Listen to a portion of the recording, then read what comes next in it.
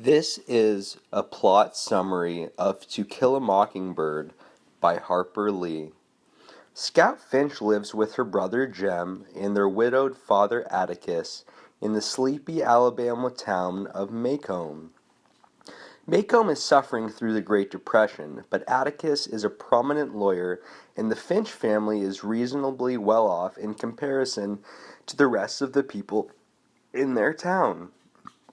One summer, Jem and Scout befriend a boy named Dill, who has come to live in their neighborhood for the summer, and the trio acts out stories together. Eventually, Dill becomes fascinated with the spooky house on their street called the Radley Place.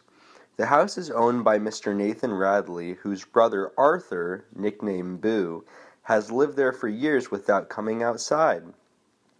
Scout goes to school for the first time that fall and detests it. She and Jem find gifts apparently left to them in a knothole of a tree on the Radley property. Dill returns the following summer, and he, Scout, and Jem begin to act out the story of Boo Radley. Atticus puts a stop to their antics, urging the children to try to see life from another person's perspective before making judgments. But on Dill's last night in Macomb for the summer, the three sneak out to the Radley property, where Nathan Radley shoots at them. Jem loses his pants in the ensuing escape. When he returns for them, he finds them mended and hung over the fence. The next winter, Jem and Scout find more presents in the tree, presumably left by the mysterious Boo. Nathan Radley eventually plugs the knothole with cement. Shortly thereafter, a fire breaks out in another neighbor's house, and during the fire, someone slips a blanket on Scout's shoulders as she watches the blaze. Convinced that Boo did it, Jem tells Atticus about the mended pants and the presents.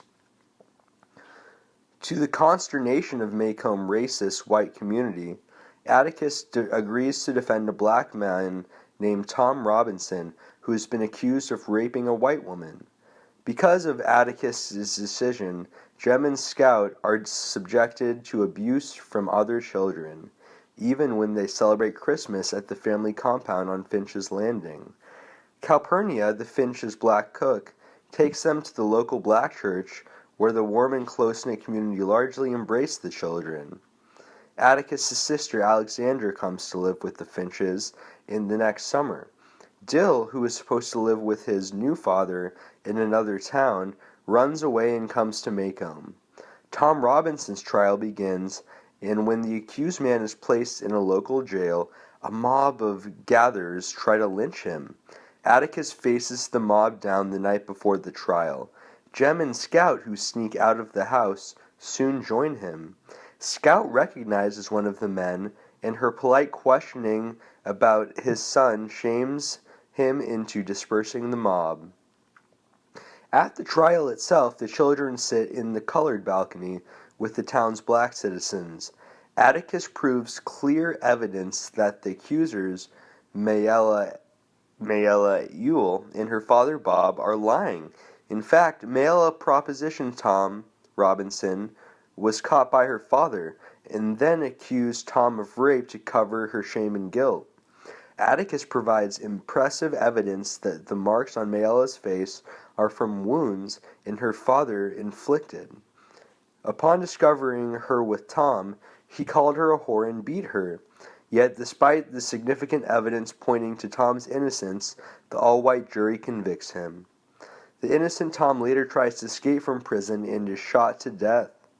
In the aftermath of the trial, Jem's faith in justice is badly shaken, and he lapses into despondency and doubt.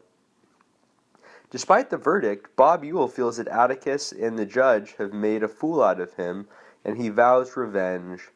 He menaces Tom Robinson's widow, tries to break into the judge's house, and finally attacks Jem and Scout as they walk home from a Halloween party at their school. Boo Radley intervenes, however, saving the children and stabbing Mr. Ewell fatally during the struggle. Boo carries the wounded Jem back to Atticus's house, where the sheriff, in order to protect Boo, insists that Ewell tripped over a tree root and fell on his own knife. After sitting with Scout for a while, Boo disappears once more into the Radley house. Later, Scout feels as though she can finally imagine what life is like for Boo. He has become a human being to her at last. With this realization, Scout embraces her father's advice to practice sympathy and understanding and demonstrates that her experiences with hatred and prejudice will not sully her faith in human goodness.